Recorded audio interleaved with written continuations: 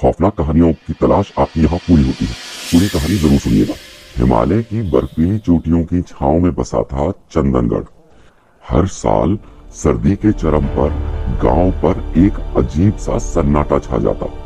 उस खौफनाक रात जिसके बारे में कोई खुलेआम बात नहीं करता था।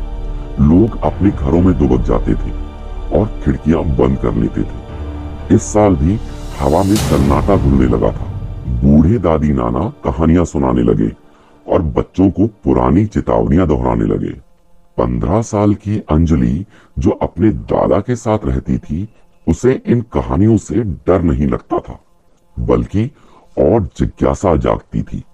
वह जानना चाहती थी कि इस रात में ऐसा क्या होता है जो पूरे गांव को खामोश कर देता है।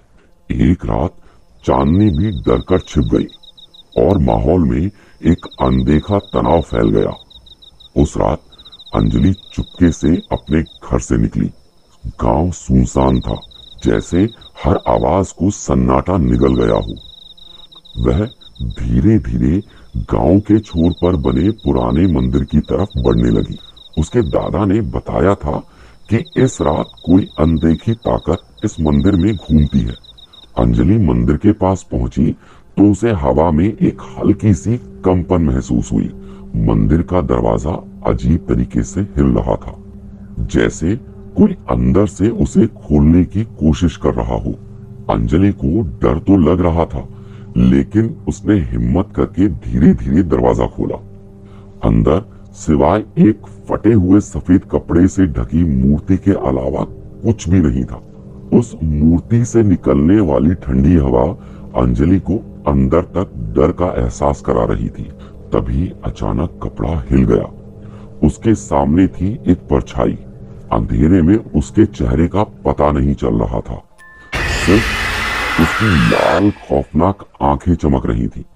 अंजलि ने वहां से भागना चाहा, लेकिन उसके पैर मानो जमीन में धंस गए हो।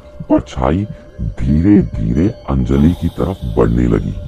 इस भयानक नजारे को देख अंजलि की आंखों में आंसू बहने लगे। उसकी चीख उसके गले से नहीं निकल पा रही थी। उसी वक्त एक जोरदार हवा का झोंका आया और मंदिर का दरवाजा खुल गया। उसने अपनी सारी हिम्मत जुटाई और वह मंदिर से बाहर भागी। पीछे से परछाई की हंसी गूंज रही थी, लेकिन अंजलि नहीं रुकी। वह बिना पीछे देखे ही गांव तक बस दौड़ती रही। जब वह अपने घर पहुंची तो वह पसीने से तरबतर थी। उसका पूरा शरीर कांप रहा था। वह अपने दादाजी के पास गई और उन्हें सब कुछ बताया। दादा ने उसे गले लगा लिया। अंजलि उस परछाई और उन भयानक आंखों को अपने दिमाग से कभी नहीं हटा पाई।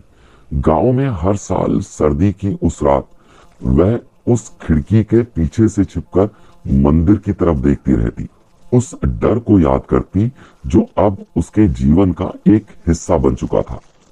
ऐसी ही खौफनाक कहानियों को सुनने के लिए हमारे चैनल को सब्सक्राइब करें।